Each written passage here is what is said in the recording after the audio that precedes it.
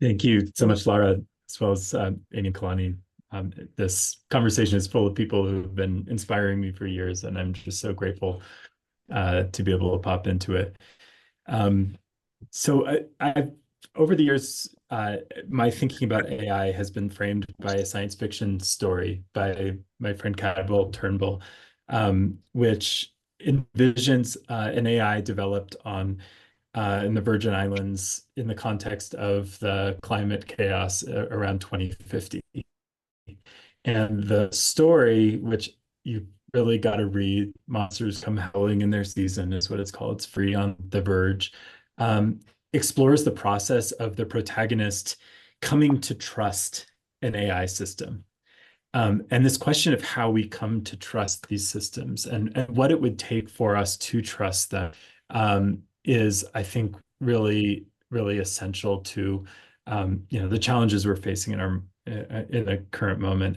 And what we see right now is a world in which creative people have every reason not to trust the AI systems that we're inhabiting. And that we're being confronted with as the kind of norm and the status quo. And I've had the opportunity to see a glimpse of this urgency through my work over the years developing cooperative online platforms that are co-owned and co-governed by the people they serve.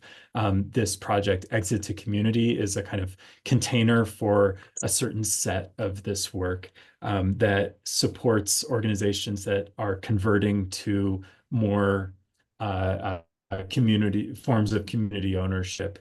One example, for instance, I'll share a few examples.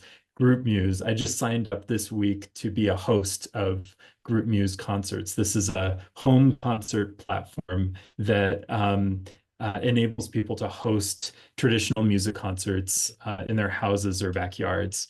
And it's a really extraordinary project. Again, a project of artists trying to take control of the platforms, of the spaces they rely on. Stocksy United is a stock photo platform developed by people who worked at some of the dominant stock photo platforms and saw how artists were being taken advantage of and decided to build a platform that artists own and govern. The work here is extraordinary, and I really recommend checking it out. It builds on a longer tradition. As Amy pointed out, there's a long history of artists trying to take back control over their work. And Stocksy evokes an earlier generation of photographers who created the Magnum Cooperative. And once again, creative people have recognized the need to build trust as they enter into transactions of value, which is in many respects what AI is all about. A few other examples in our Exit to Community cohort, we had the founders of Arena, which is a really wonderful kind of Pinterest-like tool, really handcrafted for artists and creative folks. And they've built a platform that really is accountable to those users above all, and has a kind of cult following and community.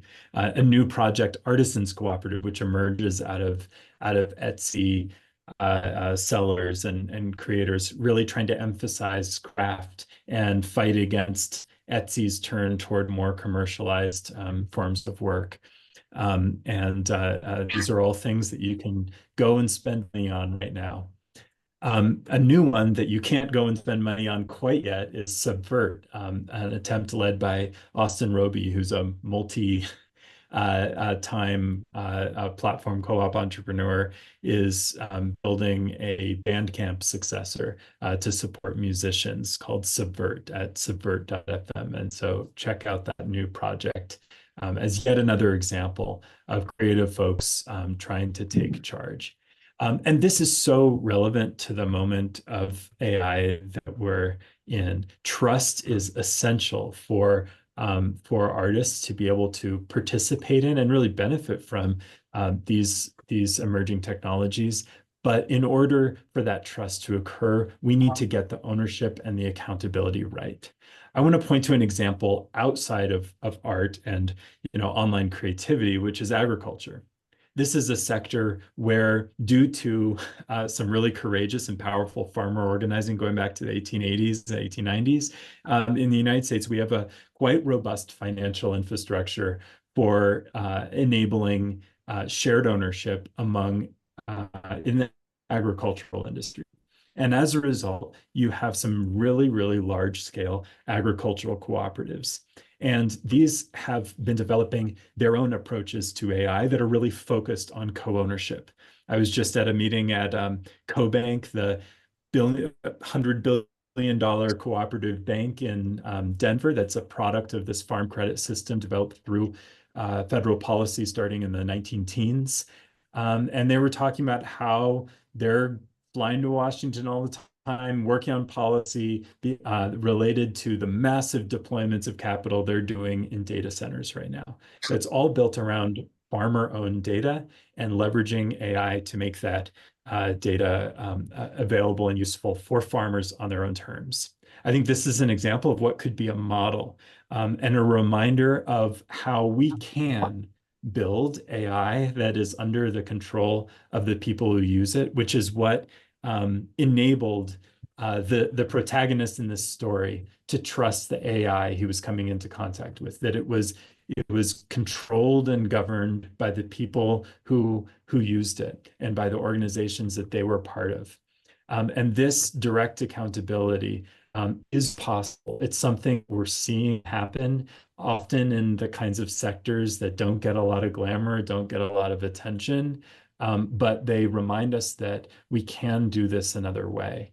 But we can't do that without the capacity to do appropriate capital deployments to support accountable, appropriately owned data and AI. And that's why in my new book, Governable Spaces, which is all about governance and online context, I really emphasize in the end how essential it is that we enable the possibility of, through policy, of large-scale capital deployments to collective ownership. Right now, this is really not available the way it needs to be. It's very, very possible in places where we have the policy in place because it happened generations ago. We need to expand and build on those lessons to ensure that new generations of creative folks have access to the power to build their own organizations and ultimately their own AI that are accountable in the way it needs to be. Thanks.